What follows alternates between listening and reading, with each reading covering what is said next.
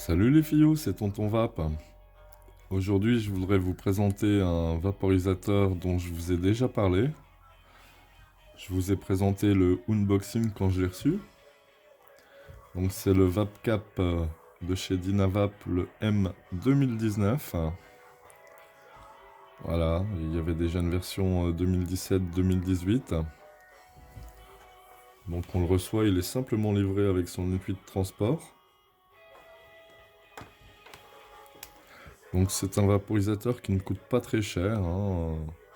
Ce modèle coûte 75 euros, les modèles antérieurs sont maintenant à 50 euros et le premier modèle en verre est même à 39 euros.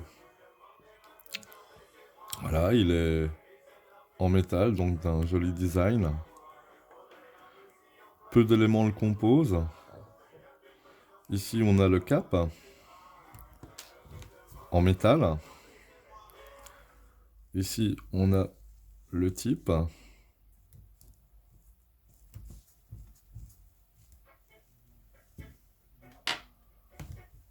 Voilà, il nous reste le corps du vaporisateur. Et à l'intérieur du corps, on a ce que l'on appelle le condenseur.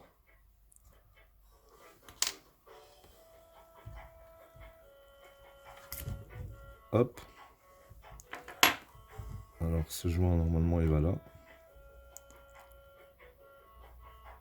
Donc c'est un vaporisateur, comme vous le voyez, qui est facile à démonter, donc facile à nettoyer. C'est important. Il se remonte aussi facilement qu'il se démonte. On remet bien les joints en place dans leur petite rainure.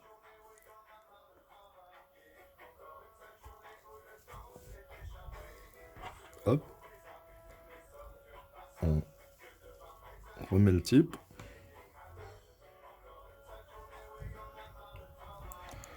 Alors le dernier petit joint gris reste apparent, ne vous inquiétez pas, c'est normal. Il existe une petite graisse spécifique de chez Dynavap que l'on peut appliquer sur les joints. Ça coulisse mieux. Voilà. Ensuite, on remet le cap. Alors, la particularité de ce vaporisateur, enfin une des particularités, c'est qu'il n'a pas de batterie. Il s'utilise avec un briquet torche. Alors, il y a plusieurs types de briquets, hein. On peut même l'utiliser avec d'autres choses que des briquets. Donc, effectivement, c'est un vaporisateur que l'on chauffe avec une flamme ou une source de chaleur.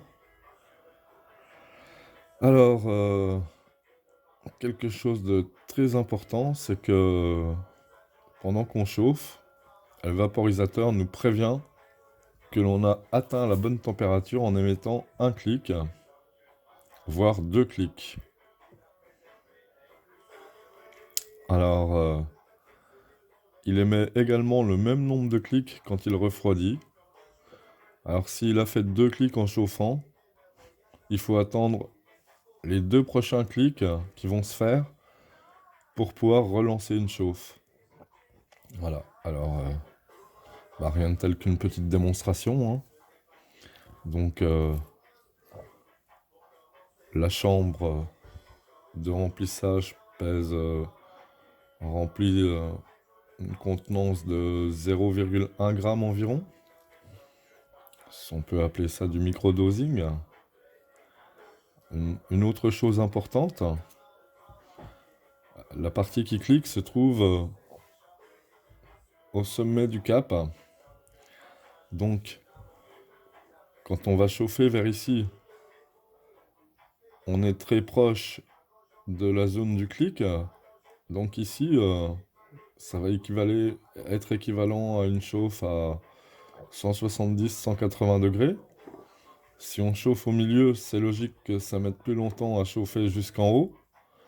Donc, au milieu, on est environ à 200 degrés. Et quand on descend, il y a tout le cap à réchauffer avant que ça vienne cliquer. Ici, on est aux alentours de 220 degrés, alors attention à la combustion, hein. Voilà. Alors, il y a des choses très importantes à respecter avec ce vaporisateur, c'est de respecter le clic. Vous pouvez taper sur YouTube Respect the Click. vous comprendrez tout de suite l'importance de respecter le clic. Alors effectivement, si on chauffe après le deuxième clic, là, il y a combustion directement. Vous allez tirer une taffe. Alors là, vous allez avoir de la vapeur, mais c'est de la vapeur de combustion, hein. Vous allez tousser comme pas possible. Bon, allez, on va tout de suite faire une démonstration.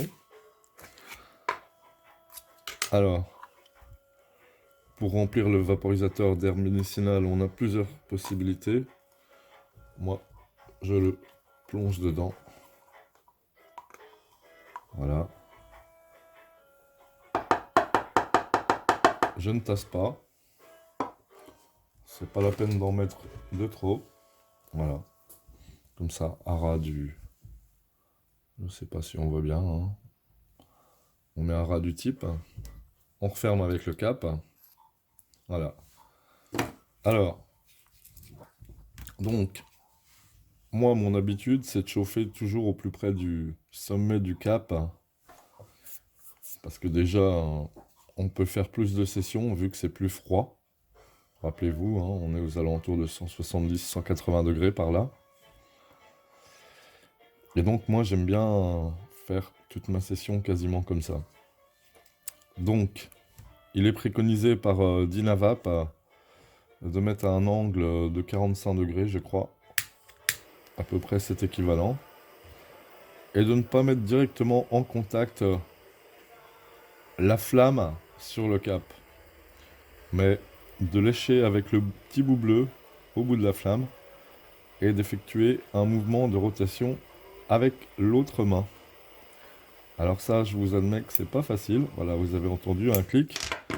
Alors moi, j'arrête depuis peu, avant le deuxième clic.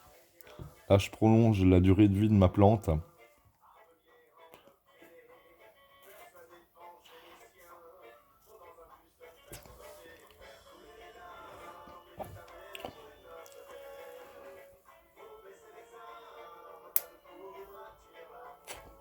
Voilà.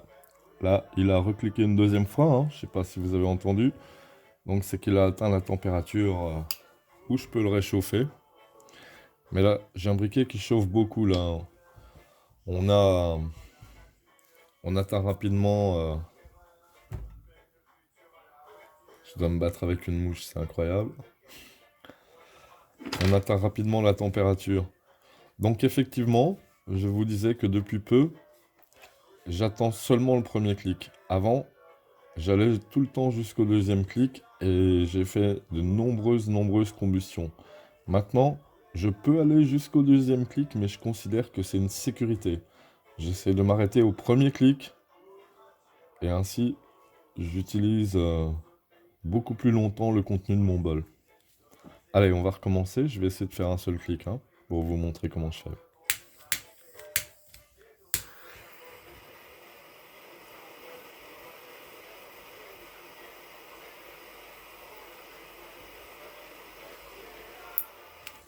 Voilà, j'arrête au premier clic.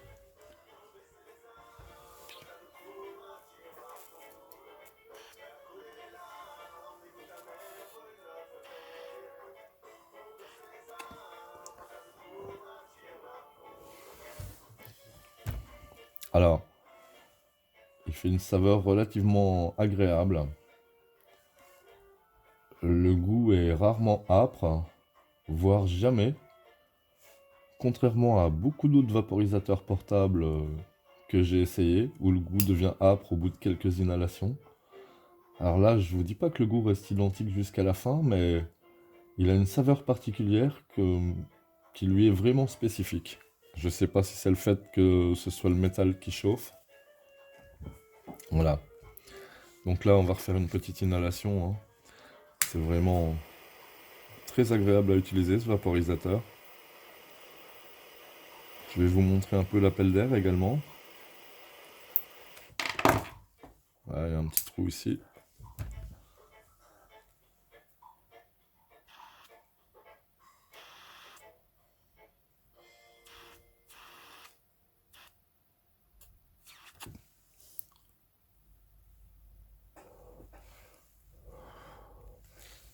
Voilà, on peut jouer avec le petit trou pour refroidir la vapeur.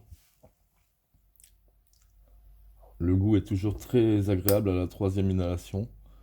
Donc là, j'ai entendu 2 clics au chauffage. Je dois encore attendre un deuxième clic au refroidissement. Ça va pas tarder.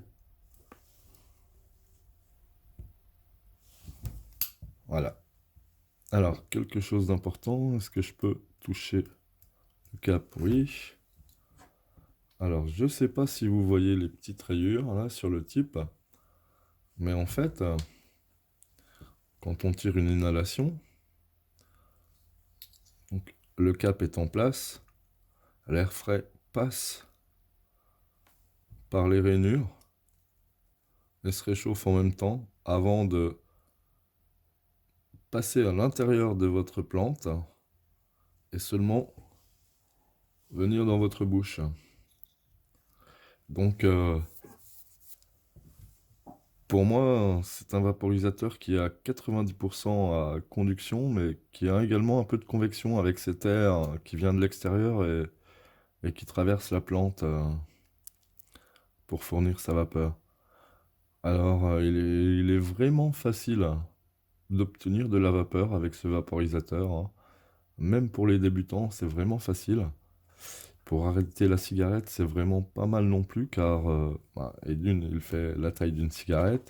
Il s'utilise toujours avec un briquet et on tire dessus de la même façon.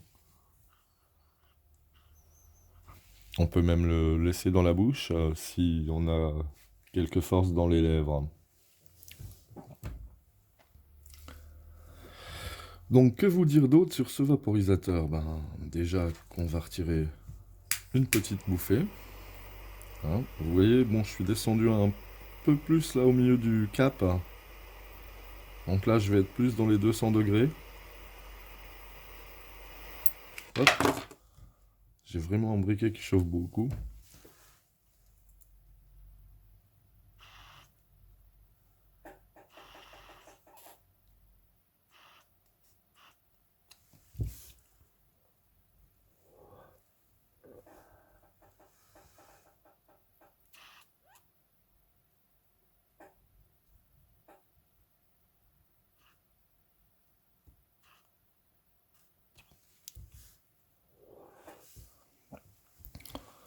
Voilà, hein, moi, je pense que j'arrive à faire entre 6 et 10 chauffes avec un seul bol. Alors c'est vraiment pas mal parce que rappelez-vous, c'est un bol de 0,1 g. Le bol du Mighty par exemple est 3 fois plus gros et là on fait vraiment presque autant d'inhalation qu'avec un Mighty et juste avec 0,1 g. Donc voilà, hein, je vais pas vous faire les 10 inhalations, hein, mais ça reste toujours agréable à vaporiser là-dessus.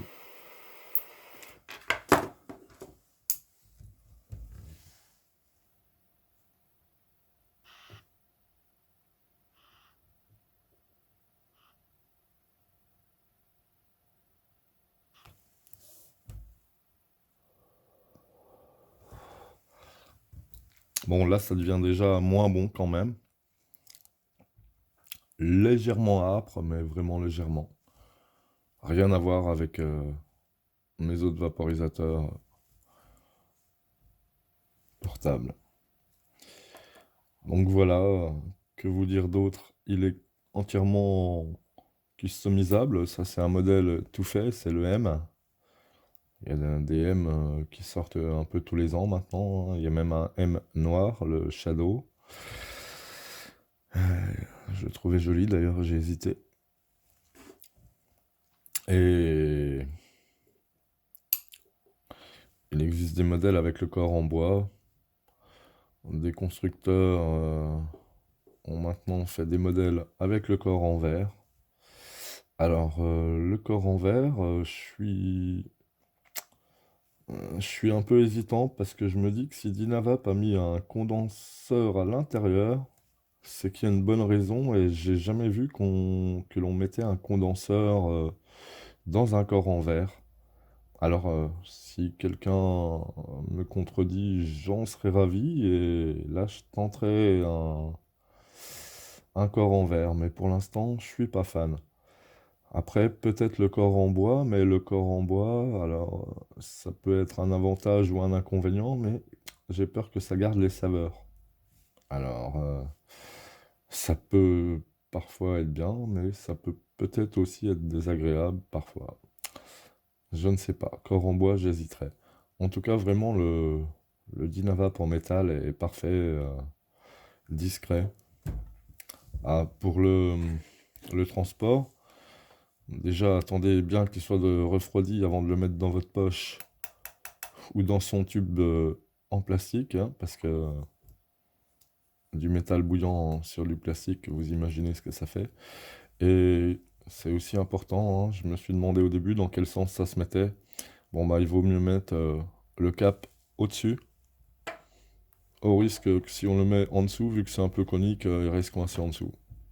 Voilà, c'est juste comme ça un petit conseil pratique. Voilà, donc moi, c'est vraiment un des vaporisateurs que j'utilise le plus maintenant, un de mes favoris. Euh, il est simple d'utilisation. La chose la plus dure à faire, c'est d'arriver à le faire tourner comme ça dans sa main. Hein, au début, je faisais comme ça, hein, avec deux doigts seulement, j'arrivais pas à faire 360 degrés. En fait, c'est assez simple, hein, on le met dans la paume de sa main, on le coince entre les deux doigts et on essaye de le faire tourner comme ça, tout en le maintenant en même temps dans la paume de sa main, quoi. Voilà, c'est vraiment un coup de main à prendre, hein. Après, quand on a du mal aussi, au début, moi, ce que je faisais, voilà, j'ai un briquet qui tient debout. Donc voilà, hein, j'allumais et je tournais avec mes deux mains. Voilà, il tient debout et on peut bloquer la flamme allumée. Mais là, il ne marche plus. Et voilà, je faisais comme ça. Mais quand même, maintenant, je trouve relativement facile. J'arrive à le faire sans regarder. Hein, on peut regarder un écran en faisant ça, ça marche aussi. Donc voilà. Donc vous voyez, hein, je pourrais continuer ma session encore quelques temps. C'est pas complètement noir, hein, c'est même pas encore brun, hein. Donc, il est relativement économique. Voilà, hein, je crois que on a à peu près fait le tour de ce que je pourrais vous dire sur le Dynavap. Un très très bon vaporisateur que, ben, contrairement à ce que beaucoup disent, moi je trouve que la prise en main est assez facile. Le goût est vraiment plutôt agréable, ce qui pourrait... Enfin, moi je sais que je connais beaucoup de personnes qui arrêtent la vaporisation à cause du goût âpre qui arrive rapidement, y compris même avec le Mighty, hein. Certains sont vraiment rebutés par cette saveur de âpre que l'on retrouve très peu avec le Dynavap.